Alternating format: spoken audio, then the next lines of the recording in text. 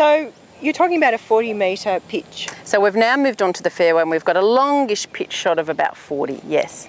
So I think you've said, do you choose where the pin is first? Does that dictate your club? Yes, so pin at the front, choose your sand wedge.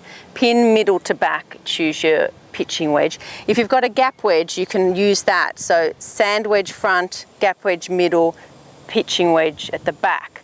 If you've just got the two, sand wedge front, pitching wedge middle to back. But what if it was a really fast downhill green Then, and you were worried about it running? Yes. And it was a back flag? Then you'd use the sand wedge, yes. Thank you. Yes, Yeah. yes. So there's variations in that theme and in that's a general rule, but you're right. If it's a bit downhill, you might go the sand wedge instead of the pitching because you want it to pull up a bit quicker. Yes, definitely. So if you're using a sand or a pitch, I mean, pretty much all of us could hit a 40-metre shot. Yes. But it really depends where the pin is as to which... That's right, exactly. So you can make a sand wedge and a pitching wedge go 40, but they do different things when they land. Yes. And so if the pin's at the front, you want to land and stop, then you need your 40-metre swing on your sand wedge, which I'm not going to know what that is. You have to work that out for yourself. And if the pin's back, then you could land it and run it out a bit, which is the safer shot. Yep.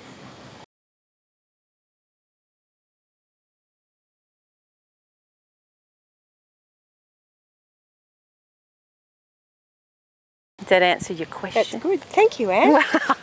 Are we going to have this? Thank you. Okay. You said to me, Anne, about my 3-wood, you know, maybe you get a 5-wood, and I have bought a 5-wood. Yeah. What I should do is go out on the course and hit the 5-wood and the 3-wood and see if I am actually getting any more distance with my 3-wood. Definitely. Maybe I'm not. You should be. If you're swinging well and your handicap is reasonably low, so the better golfers should probably have their 3-wood in the bag because there's times off certain tees that it's the right par 3s, it's the right distance, or you might want to lay up on a par 4, you know, for certain situations. So I think the better golfer you are, the more you should likely to have the 3-wood in the bag. But if you're hitting it well, you should definitely see a good 10 to 20 metres difference between the 3 and the 5. So I'm not going to eBay with my 3-wood just yet, Anne? No, not the way you hit those last two. Yeah. Okay.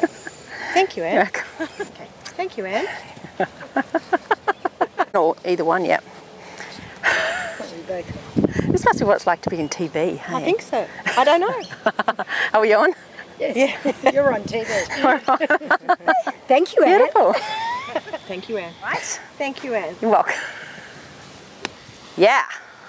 Thank you, Anne. You're welcome. And I'm wondering, on your recommendation, I bought a 5-wood, which I absolutely love. Good. I no longer have a 3-wood in my bag. Yes. But as I'm becoming better with the 5-wood, yes, should I be looking at getting a 3-wood as well? Possibly. For those particular... Yes, so you get a little bit more distance, and on a par 5, you know, 2 or 3 shots down the fairway can add up to one less shot you on the green, can't it? Yes. If you got an extra 10 or 20 out of it. Yes. So that's, if you're hitting that well, then I would say that's a good time to be looking at.